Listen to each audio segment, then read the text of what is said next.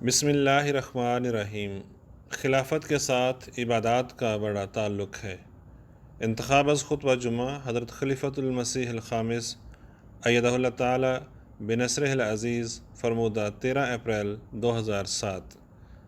روزنامہ الفضل انٹرنیشنل، 4 جولائی 2023۔ حضور انور فرماتے ہیں، کل عبادی الذین آمنوا یقیموا الصلاۃ وَيُنْفِقُوا مِمَّا رَزَقْنَاهُمْ سِرًّا وَعَلَانِيَةً مِّن قَبْلِ أَن يَأْتِيَ يَوْمٌ لَا بَيْعٌ فِيهِ وَلَا خِلَالٌ۔ تو میرے ان بندوں سے کہہ دے جو ایمان لائے ہیں کہ وہ نماز کو قائم کریں اور جو کچھ ہم نے انہیں عطا کیا ہے اس میں سے مخفی طور پر بھی اور اعلانیہ طور پر بھی خرچ کریں، پیشتر اس کے کہ وہ دن آ جائے جس میں کوئی خرید و فروخت نہیں ہوگی اور نہ کوئی دوستی کام آئے گی۔ پس جو جزا سزا کے دن پر یقین رکھتے ہیں، جن کو اس بات کا مکمل فہم و ادراک ہے کہ اللہ تعالیٰ مالک یوم الدین ہے، وہ یاد رکھیں کہ نمازیں اور خدا تعالیٰ کی راہ میں کی گئی قربانیاں ہی اللہ تعالیٰ کے فضل سے ایک انسان کی بچت کے سامان کرنے والی ہوں گی۔ اس کے علاوہ نہ کوئی تجارت کام آئے گی، نہ مال کا زیادہ ہونا کام آئے گا، نہ خدا تعالیٰ یہ پوچھے گا کہ کتنا بینک بیلنس چھوڑا ہے، نہ یہ پوچھے گا کہ تمہارے دوست کون کون سے بڑے لوگ تھے، نہ یہ دنیاوی دوستیاں کسی قسم کے بچت کے سامان کر سکتی ہیں۔ پس اللہ تعالیٰ فرماتا ہے کہ اگر حقیقی مومن ہو تو ان دو چیزوں کی طرف بہت توجہ دو، یہ نمازیں اور قربانیاں ظاہراً بھی ہوں اور چھپ کر بھی ہوں۔ چھپ کر کی گئی عبادتیں اور قربانیاں ایمان میں مزید مضبوطی کا باعث بنیں گی اور پہلے سے بڑھ کر خدا تعالیٰ کا پیار حاصل کرنے والی ہوں گی، اور ظاہراً کی گئی قربانیاں نہ اس لیے کہ بڑائی ظاہر ہو بلکہ اس لیے کہ دوسروں کو بھی تحریک ہو، یہ بھی خدا تعالیٰ کے فضل کو جذب کرنے والی ہوتی ہیں، کیونکہ یہ نیک نیتی سے کی گئی ہوتی ہیں۔ پس ہر احمدی کو جو حضرت مسیح موعود علیہ السلام کو مان کر اپنے آپ کو مومنین کی جماعت میں شامل سمجھتا ہے، ان دو امور کی طرف خاص طور پر بہت توجہ دینی چاہیے۔ پہلی چیز نماز کا اہتمام باقاعدگی سے ادائیگی ہے۔ حتی الوسع باجماعت نماز ادا کرنے کی کوشش کرنی چاہیے، پھر ان نمازوں کو نوافل کے ساتھ سجایا بھی جائے۔ حضرت صلی اللہ علیہ وآلہ وسلم سے ایک روایت ہے کہ آپ نے فرمایا کہ بین الکفر والایمان ترک الصلاۃ، کہ کفر اور ایمان کے درمیان فرق کرنے والی چیز ترک نماز ہے۔ بس اس بات کو معمولی نہیں سمجھنا چاہیے۔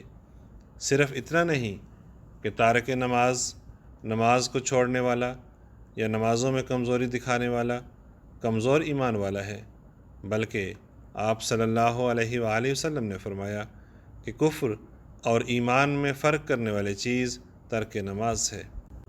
پھر اس بات کا صحابہ کو اس قدر خیال تھا، کیونکہ حضرت صلی اللہ علیہ وآلہ وسلم نے اپنے صحابہ میں یہ بات راسخ فرما دی تھی، ان کو اس بات پر بڑا پکا کر دیا تھا، اور ان کو اللہ تعالیٰ کے اس حکم کا اس درجے احساس دلا دیا تھا کہ روایت میں آتا ہے کہ حضرت عبداللہ بن شفیق عقیلی روایت کرتے ہیں کہ حضرت صلی اللہ علیہ وآلہ وسلم کے صحابہ نماز کے علاوہ کسی عمل کو بھی ترک کرنا کفر نہ سمجھتے تھے۔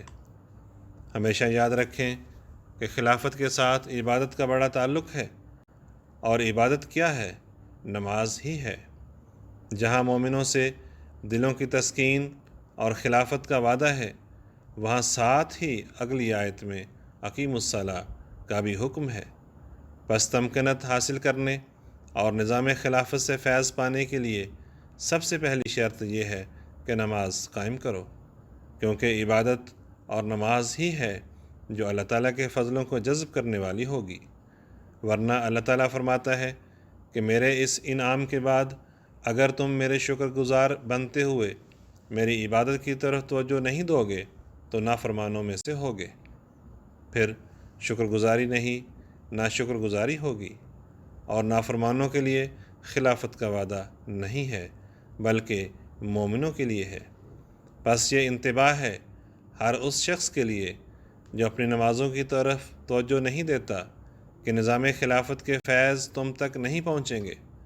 اگر نظام خلافت سے فیض پانا ہے تو اللہ تعالیٰ کے اس حکم کی تعمیل کرو کہ یعبدوننی، یعنی میری عبادت کرو، اس پر عمل کرنا ہوگا۔ بس ہر احمدی کو یہ بات اپنے ذہن میں اچھی طرح بٹھا لینی چاہیے کہ ہم اللہ تعالیٰ کے اس انعام کا جو خلافت کی صورت میں جاری ہے فائدہ تب اٹھا سکیں گے جب اپنی نمازوں کی حفاظت کرنے والے ہوں گے۔ حضرت مسیح موعود علیہ السلام نمازوں کی اہمیت کے بارے میں فرماتے ہیں، نماز سے بڑھ کر اور کوئی وظیفہ نہیں ہے، کیونکہ اس میں حمد الہی ہے، استغفار ہے اور درود شریف۔ تمام وظائف اور اوراد کا مجموعہ، یعنی تمام قسم کے ورد اسی میں ہیں، یہی نماز ہے، اور اس سے ہر ایک قسم کے غم و ہم دور ہوتے ہیں اور مشکلات حل ہوتے ہیں۔ حضرت صلی اللہ علیہ وآلہ وسلم کو اگر ذرا بھی غم پہنچتا تو آپ نماز کے لیے کھڑے ہو جاتے، اور اسی لیے فرمایا ہے الا بذکر اللہ تطمئن القلوب۔ اطمینان، سکینت قلب کے لیے نماز سے بڑھ کر اور کوئی ذریعہ نہیں۔ لوگوں نے قسم قسم کے ورد اور وظیفے اپنی طرف سے بنا کر لوگوں کو گمراہی میں ڈال رکھا ہے، اور ایک نئی شریعت حضرت صلی اللہ علیہ وآلہ وسلم کی شریعت کے مقابل میں بنا دی ہوئی ہے۔ مجھ پر تو الزام لگایا جاتا ہے کہ میں نے نبوت کا دعویٰ کیا ہے، مگر میں دیکھتا ہوں اور حیرت سے دیکھتا ہوں کہ انہوں نے خود شریعت بنائی ہے اور نبی بنے ہوئے ہیں اور دنیا کو گمراہ کر رہے ہیں۔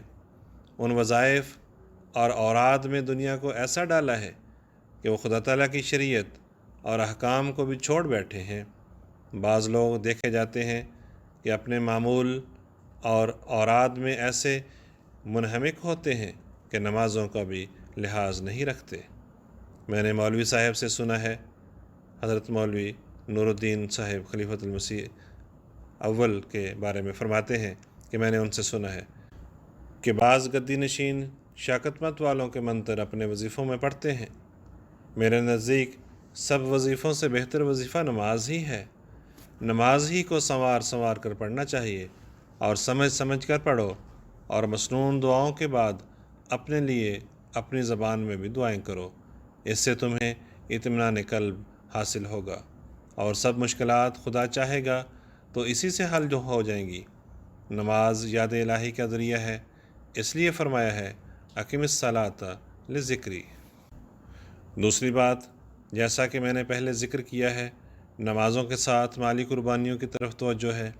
اللہ تعالیٰ کے فضل سے عموماً احمدی مالی قربانی کی طرف توجہ دیتے ہیں، لیکن اس میں بھی یہ بات دیکھنے میں آئی ہے کہ جو قربانیاں کرنے والے ہیں بار بار ہر مالی قربانی میں وہی لوگ حصہ ڈالتے چلے جاتے ہیں، لیکن ایک طبقہ جن کی کشائش بہت زیادہ ہے، جن کی استطاعت زیادہ ہے، وہ اس کے مطابق اپنے چندوں کی ادائیگی نہیں کرتے۔ میں نے نماز کے سلسلے میں ذکر کیا تھا کہ جہاں اللہ تعالیٰ خلافت کے ذریعے تمکنت عطا کرنے کا وعدہ فرماتا ہے، وہاں اسے اپنی عبادت سے مشروط کرتا ہے، اور اگلی آیت میں عبادت کی وضاحت کی کہ نماز کو قائم کرنے والے لوگ ہوں گے۔ لیکن جہاں یہ ذکر ہے کہ نماز کو قائم کرنے والے ہوں گے، وہ صرف نماز کے بارے میں ہی نہیں فرمایا بلکہ ساتھ ہی فرمایا کہ وآتوا الزکوٰۃ، کہ زکوٰۃ ادا کرو۔ زکوٰۃ اور مالی قربانی بھی استحکام خلافت اور تمہارے اس انعام پانے کا ذریعہ ہے۔ اور پھر آگے فرمایا وَأَطِیعُوا الرَّسُولَ لَعَلَّکُمْ تُرْحَمُونَ، اور رسول کی اطاعت کرو تاکہ تم پر رحم کیا جائے۔ ہم احمدی خوش قسمت ہیں کہ رسول اللہ صلی اللہ علیہ وآلہ وسلم کی اطاعت کرتے ہوئے اس کے مسیح و مہدی کو مانا، جس کے ساتھ حضرت صلی اللہ علیہ وآلہ وسلم نے خلافت کی دائمی خوشخبری فرمائی تھی۔ آواز نعیم احمد باجوہ۔